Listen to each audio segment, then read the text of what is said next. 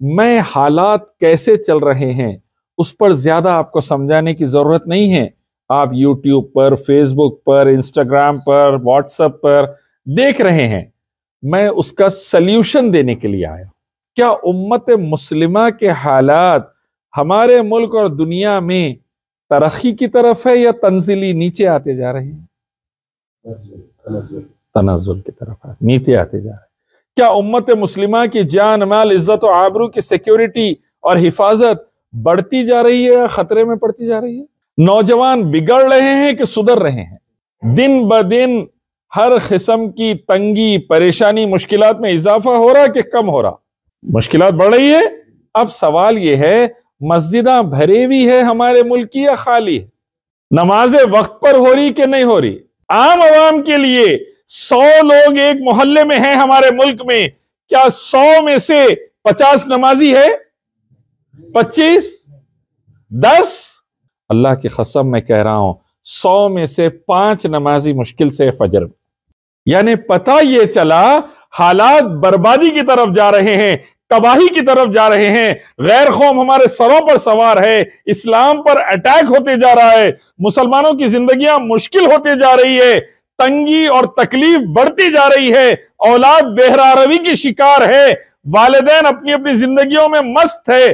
اس کے باوجود بھی ہم اللہ کو یاد کرنے کے لیے تیار نہیں ہیں.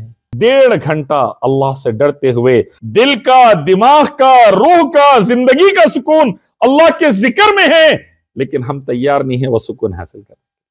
برا نہ مانے، ہندوستان اور پاکستان میں کسی درگاہ کا عرس ہوتا ہے، لاکھوں کی تعداد میں لوگ جمع ہے کہ نہیں ہے؟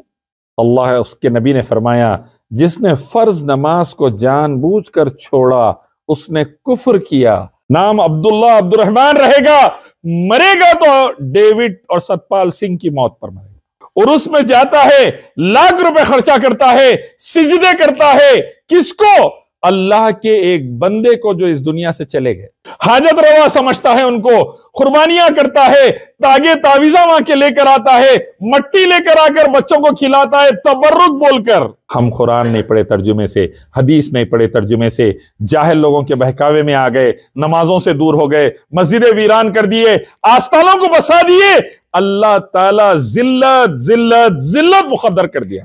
وہاں کے مجاور کے پیر کو چومتا ہے اور چاٹتا ہے، لیکن کائنات کا اکیلا رب، خالق، مالک، پالنہار، رب العالمین، خیر الراحمین، خیر الرازقین، خیر الغافرین، قادر، جو دعاؤں کا سننے والا، نعمتوں کا عطا کرنے والا، آرزوؤں خواہشات کو پوری کرنے والا، مصیبتوں کو ختم کرنے والا، بیماریوں کو ختم کرنے والا، ہر نعمت دنیا آخرت کی عطا کرنے والا، جہنم سے بچانے والا، جنت دینے والا، غیروں پر غلبہ عطا کرنے والا، زمین کا بادشاہ بنانے والا، آخرت کے اندر اپنی مغفرت عطا کر کے اپنا دیدار کرانے والا.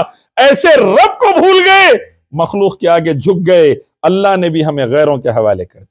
نہیں لیاس بھائی، پڑھنا بہت دل بولتا اولاد کو لے کے، لیکن یہودیاں پلاننگ کر کے موبائلوں اور ٹی ویاں گھروں میں ایسا پہنچا دیے، اولاد، بیوی، ہم کنٹرول میں نہیں ہیں. ایسا ہاں، ٹی وی آپ خریدے، موبائل آپ خریدے، یہودی خرید کے دیا؟ میں خریدا. سیٹ اپ باکس آپ لگائے، موبائل کا سم آپ ڈالے، یہودی ڈال کے دیا؟ میں ڈالا. ریچارج آپ کرا رہے ہیں، یہودی کرا رہا؟ میں کرا رہا ہوں. ہر بچے کو الگ موبائل آپ دلائے، یہودی دلایا؟ میں دلایا. راتوں میں اولاد 2 بجے رات تک کونے میں بیٹھی ہوئی ہے موبائل لے کر، اللہ کے ذکر کو بھول کر، قرآن حدیث کو بھول کر، نمازوں کو بھول کر. آپ بٹھا رہے، یہودی بٹھا رہا؟ نہیں، ہم بٹھا رہے. ختم. پھر کام اپن کر رہے ہیں، یہودیوں کو گالیاں دے رہے ہیں. قرآن کی اہمیت نہیں، حدیث کی اہمیت نہیں، توحید کی اہمیت نہیں، سنت کی اہمیت نہیں، اللہ کی اہمیت نہیں، رسول اللہ کی اہمیت نہیں. انہوں نے اللہ کی قدر نہ کی جیسا کرنا چاہیے تھا. جب ہم نے اللہ کی قدر نہیں کی، اللہ نے بھی اپنی رحمت کا ہاتھ ہم پر سے ہٹا لیا. صحابہ اکرام کے پاس پولیٹیکل پارٹی نہیں تھی، پیسہ نہیں تھا، رعب دبدبہ نہیں تھا. صحابہ اکرام کے پاس تھا اللہ کی توحید اور نبی کی سنت اور اطاعت تھی، اللہ اس کے نبی کی اطاعت تھی. صحابہ کے پاس تھا تو اللہ کا دین تھا، سیکھنا، سمجھنا، عمل کرنا، پھیلانا اور نافذ کرنا. اللہ کا وعدہ سورہ نجم، سورہ مومنون میں، تم نماز پابندی سے قائم کرو، زکوٰۃ قائم کرو، نیکی کی دعوت دو، اللہ ہی کی عبادت اور نبی کی اطاعت کی دعوت دو، बुराई से रोक दो, शिर्क से रोक दो कि लिंगम, जानवर, पत्थर, मूर्ति, इंसान, मुर्दे, तागे, तावीज़ा, गंडे, पलितों की पूजा नहीं होंगी, एक अल्लाह की इबादत होंगी। हर हाल में अल्लाह को पुकारेंगे, हर हाल में अल्लाह का शुक्र अदा करेंगे और नबी की इताअत करेंगे। ये 4 काम कर लो, अल्लाह इस जमीन का तुम्हें बादशाह बना देगा इंशाअल्लाह। दुआएं हैं भाई, नमाजें हैं, अल्लाह की इबादत है, उसके आगे गिड़गिड़ाना है, जमीन के भी बादशाह रहेंगे, आखिरत में भी जन्नत के वारिस रहेंगे इंशाअल्लाह। ये वाला अंधेरे को दूर जिंदगी के करना है, अल्लाह के जिक्र से अपनी जिंदगियों को मुनव्वर करना है, जिंदगियों का ट्रैक चेंज करना है, नहुसत और बर्बादी को दूर करना है। ये जालियात का निजाम अल्लाह की बड़ी रहमत है, ये उलमा अल्लाह की बड़ी रहमत है, ये दुआत अल्लाह की बड़ी रहमत है। इनसे फायदा उठाने की कोशिश कीजिए। कुरान की आयत है, हक आ गया, बातिल तबाह हो गया, बातिल था ही तबाह होने के लिए।